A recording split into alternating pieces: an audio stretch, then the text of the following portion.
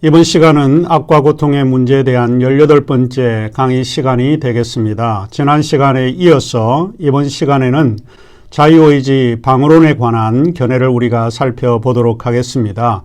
우리가 살펴보고자 하는 것은 우리 교재 17장이 되겠습니다.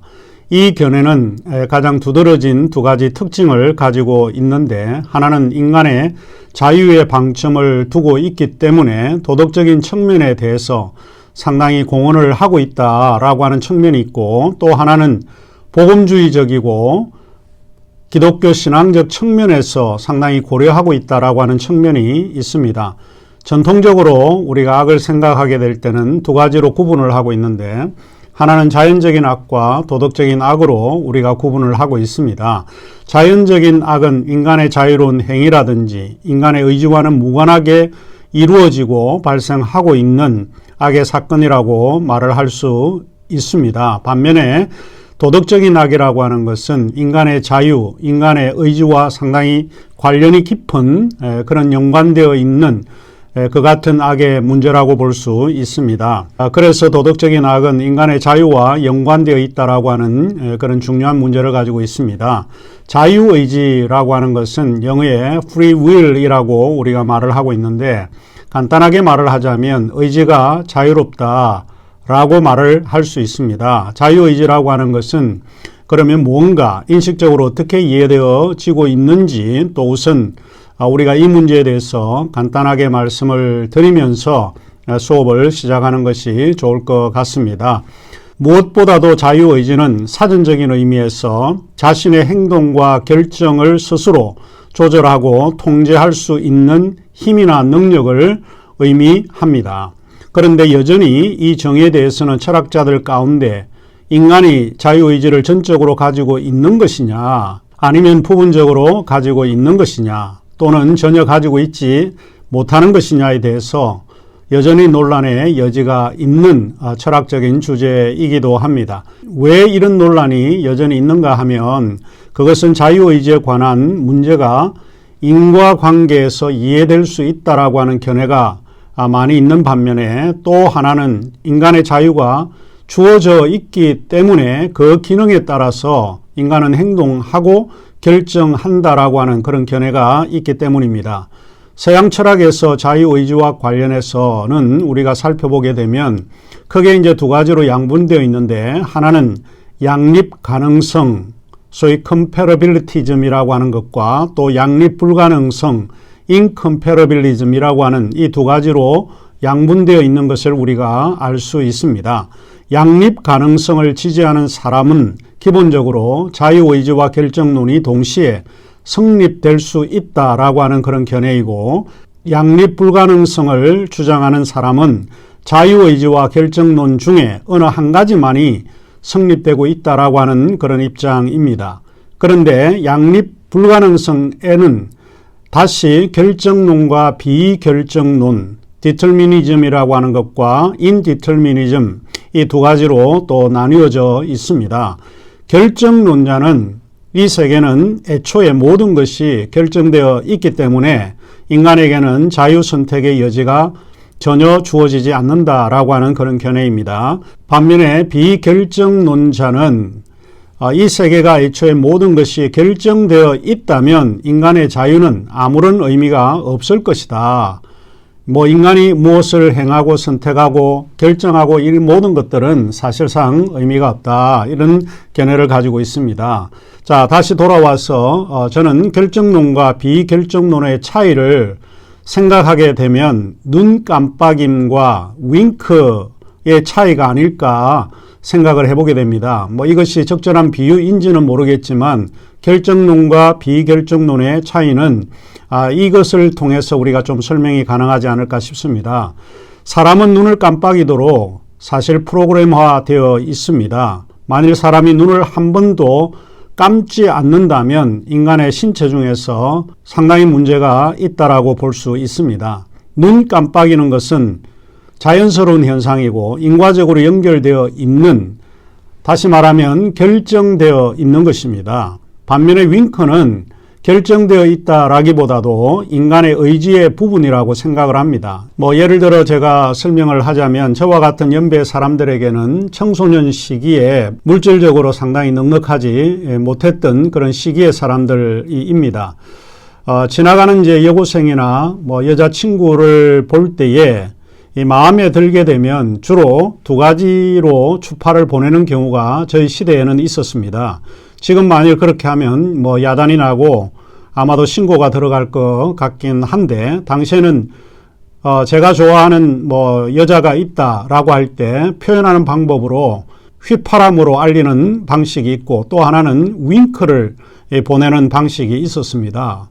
제가 이제 이야기하고자 하는 것은 이것인데, 윙크라고 하는 것은 무엇인가? 윙크는 내 의지의 표현을 상대에게 알리는 것입니다. 내가 너에게 지금 추파를 던지고 있다라고 하는 내 의지의 표현이라고 보는 것이죠. 자, 이처럼 이제 자유의지는 비결정론, 즉 세계가 열려 있다라고 하는 전제에서 출발을 하고 있습니다. 결정론은 우리의 의지도 이미 결정되어 있기 때문에 우리가 행하고 선택하고 결정할 게 따로 없다라고 보는 것이죠. 알아서 다 하는 것이니까요. 물론 이제 제 입장은 이 세계는 결정론과 비결정론이 동시에 공존하고 있다라고 믿는 사람이지만, 아무튼 이제 악의 문제는 바로 비결정론의 세계를 전제로 하고 있다라고 하는 것을 기억하시면 좋을 것 같습니다. 세계가 열려 있다. 세계가 열려 있기 때문에 인간의 자유로운 행위와 결정에 따라서 무엇인가 발생하고 생성되어지고 있는 것입니다. 자유의지 방어론을 이야기하는 철학자들은 한 세 사람 정도를 우리가 들 수 있는데, 우리 교재에도 이 세 사람을 제가 언급을 하고 있습니다. 첫 번째 사람이 노틀댐 대학교 교수를 지냈던 알빈 플래팅가라고 하는 분이 있고, 또 옥스퍼드 대학의 기독교 철학자인 리처드 스윈번, 그리고 클레몽트 대학교의 스티븐 데이비스, 이 세 사람 정도를 우리가 들 수 있을 것입니다. 이 세 분의 철학자들은 악의 문제에 있어서 두 가지 측면을 고려하고 있습니다. 하나는 논리적인 측면이 있고, 또 하나는 정서적인 측면이 있다라고 이 세 사람들은 주장을 하고 있는데요. 전통적으로 악의 문제는 논리적으로 상당히 공경을 받고 있는 문제이기도 한데, 그 논리적인 명제들은 악은 존재한다라고 하는 전제, 하나님은 전능하다라고 하는 또 전제, 그리고 하나님은 완전히 선하다라고 하는 그 전제들에서 문제가 있다라고 비판을 받아왔습니다. 그런데 이 자유의지 방어론자들은 이 전제들이 논리적으로 문제가 되지 않는다라고 단언적으로 주장을 하고 있습니다. 그래서 그들은 악의 문제에서 오히려 논리적인 측면에 대한 대답을 제시하고 있다라고 볼 수 있습니다. 자유의지 방어론자들은 하나님은 전능하시고 선하시다라고 하는 것과 악이 존재하고 있다라고 하는 것은 논리적으로 일관적이다라고 주장을 합니다. 이유는 크게 이제 두 가지로 우리가 살펴볼 수 있는데, 교재 230쪽에 제가 언급을 했는데, 첫째로 우주를 창조하려고 하는 하나님의 목적에서 하나님은 그가 할 수 있는 한 최상의 우주를 창조하려고 했다라고 하는 것이고, 둘째는 하나님의 합리적인 존재들, 이것을 이제 동인이라고 그러는데, 에이전트라고 보통 동인이라고 하는 말로 표현을 하고 있는데, 이것은 합리적인 존재, rational being을 보통 이야기를 하고 있습니다. 이런 합리적인 존재나 동인들이 자유롭게 사랑하고 순종하는 세계를 하나님께서는 창조하기를 원했다라고 하는 이 두 가지를 이야기를 하고 있습니다. 이제 이들에 따르면 최상의 우주라고 하는 것은 무엇을 의미하는가 하는 부분인데, 최상의 우주라고 하는 것은 도덕적인 악과 자연적인 악이 균형을 이루는 세계가 더욱 최상적인 세계라고 주장을 합니다. 그리고 인간이 가지고 있는 자유의지는 도덕적 선택을 가능하게 하고 스스로 결정하고 책임을 지도록 하는 것이 상당히 합리적이라고 하는 그런 주장입니다. 이 합리적인 존재는 두 가지를 충족해야 된다고 보았는데, 첫 번째로 그들이 무언가를 선택하게 될 때 강제되거나 인과적으로 결정되지 않을 때에 합리적인 선택이 가능합니다. 무언가 우리가 억압되거나 강제되어 있는 상황에서는 합리적으로 선택할 수 없는 것이기 때문에 그렇습니다. 둘째로 그들은 실제적인 대안을 가지고 있어야 한다라고 주장을 합니다. 이 대안들을 선택하게 될 때에 선행적인 조건, 일종의 인과적인 그런 관계를 이야기를 합니다. 선행적인 조건에서 그들의 힘이나 힘의 행사에 의해서 결정되어진다라고 보는 것입니다. 자, 그러면 이제 자유의지 방어론자들이 이러한 논리적인 측면에 대한 설명을 우리가 드렸고, 이제 그들이 주장하고 있는 악의 정서적인 측면인데 emotive aspect of evil이라고 하는 이 정서적인 측면은 데이비스가 말하고 있듯이 복음주의적 관점이라고 표현을 했습니다. 상당히 흥미롭고 재미있는 그런 표현이 있는데, 복음주의적 관점이라고 할 때 여러분에게 떠올리는 단어는 무엇입니까? 아마도 그런 이미지는 신앙적인 이미지를 떠올리지 않을까 싶습니다. 이제 그런 의미에서 복음주의적 관점, 우리의 신앙과 밀접하게 연관되어 있다라고 하는 의미에서 데이비스가 복음주의적 관점이다 이렇게 표현을 했습니다. 알빈 플랜팅가는 칼빈주의적 전통의 인식론자이고, 리차드 스윈버는 성공의 교인으로서 옥스퍼드 대학교에서 기독교 철학을 강의한 신앙인이기도 합니다. 그리고 스티븐 데이비스는 원래 침례교 전통을 가지고 있는 침례 교인인데 기독교 철학자로 활동을 하고 있는 사람입니다. 자, 이들은 하나같이 악의 정서적인 측면을 상당히 중요하다라고 이야기를 하고 있습니다. 두 가지 전제에서 이 정서적인 측면을 우리가 살펴보려고 하는데, 하나는 자연적인 악은 사탄과 같은 자유로운 존재들의 선택에 의해서 결정되고 있다라고 하는 그런 전제를 가지고 있고, 또 하나는 자유가 비효율이 매우 높은 결과를 가져오기 때문에 하나님은 자유로운 방식이나 결정이 인간의 자유로운 방식이나 결정보다 더 지혜롭다고 받아들여야 한다라고 하는 전제입니다.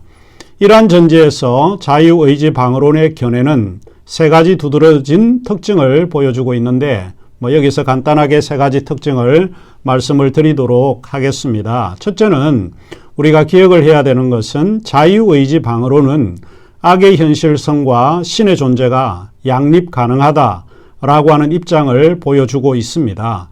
하나님이 존재한다라고 하는 것과 악이 존재한다라고 하는 것은 서로 모순적인 것으로 보이기는 하지만 사실은 악이 존재한다는 것과 신이 존재한다는 것은 별개의 문제이고 별개의 입장이라고 보는 것입니다. 그래서 양립 가능하다라고 하는 그런 견해를 지지하고 있습니다. 신이 존재한다는 것과 인간에게 자유의지를 주신 것은 서로 모순적이지 않습니다. 자유의지는 이 세상에 선도 만들어내지만 악도 만들어내는 조건이 될 수 있다라고 이야기를 하고 있습니다.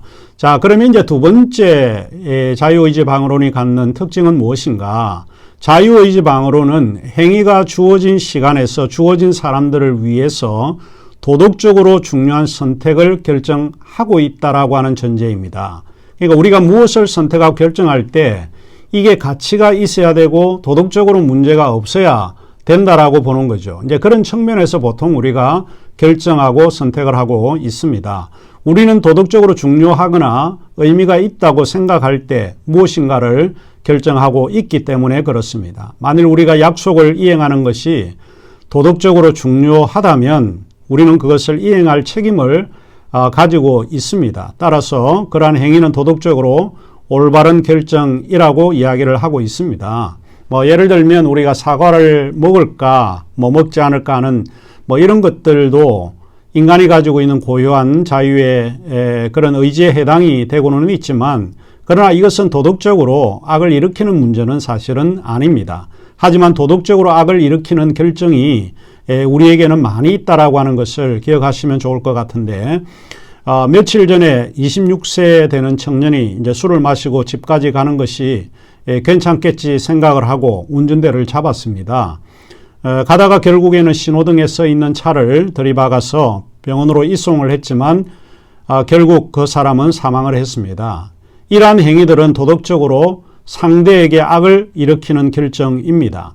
몇 해 전에 라스베가스에서 스티븐 패덱이라고 하는 거 여러분이 기억을 하시죠. 총으로 사람을 죽이게 된 사건인데 총을 발사해서 약 600명의 사상자를 이었던 잘 알려져 있는 사건입니다. 이러한 행동은 도덕적으로 잘못된 선택이고 잘못된 결정입니다.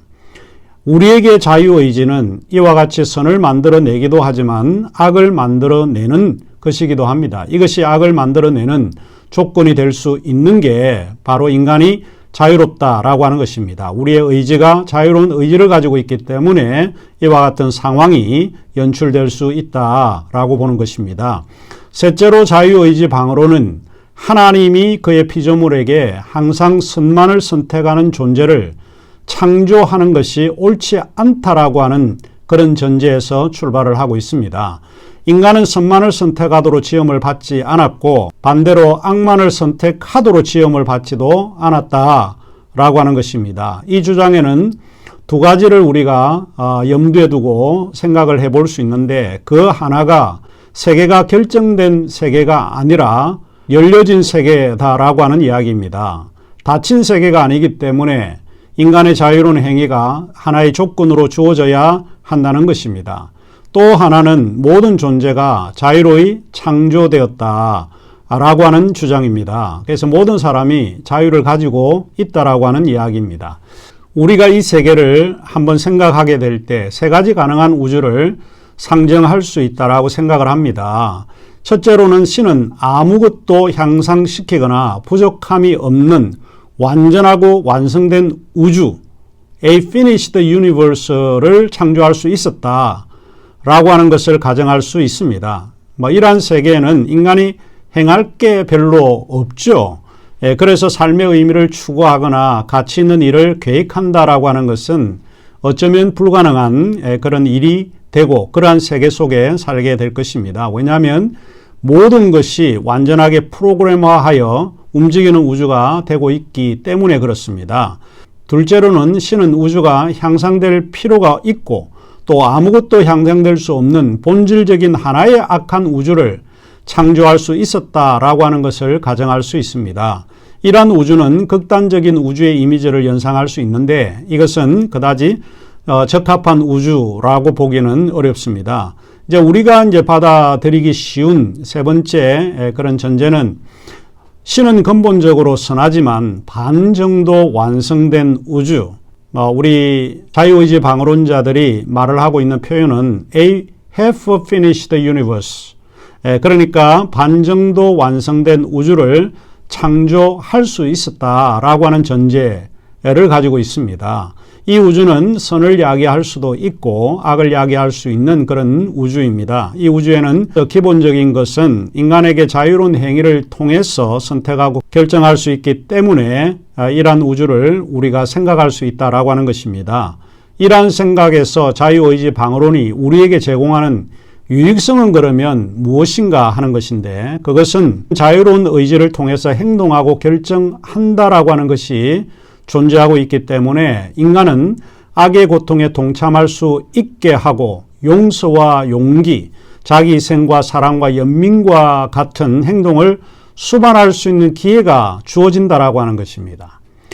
스윈번은 이 사실을 무엇보다 강조하고 있는데 우리 교재 240쪽을 보아주시기 바랍니다. 스윈번은 이렇게 이야기를 하고 있습니다.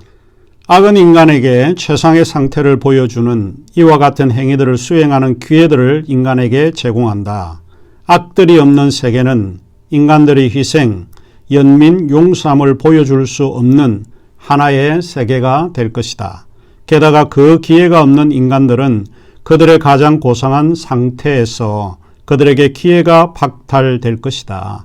이러한 이유에서 신은 악들이 특별히 고상한 행위들을 위한 기회들을 제공하기 때문에 그 결과로서의 수동적인 악들과 더불어 악한 행위들을 수행하도록 어떤 그의 피조물들에게 허용한다.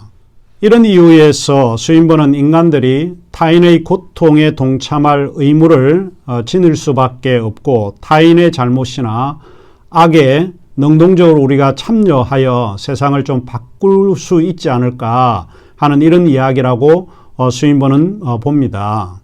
타인의 잘못이나 악에 관여해야 한다고 믿습니다. 그는 이것을 우리의 필수적인 임무라고 부르고 있습니다. 인간은 자유로운 존재에서 타인에게 또 이웃에게 대한 관심을 가져야 한다라고 하는 이야기를 하고 있습니다. 그래서 자유의지 방어론에서 우리가 하나 배울 수 있는 것이 바로 이것인데, 악과 고통이라고 하는 것은 우리에게 상당히 유익하다. 그리고 유익한 것을 넘어서서 우리 이 세계에 공헌할 수 있는 기회를 제공할 수 있다라고 보는 것입니다.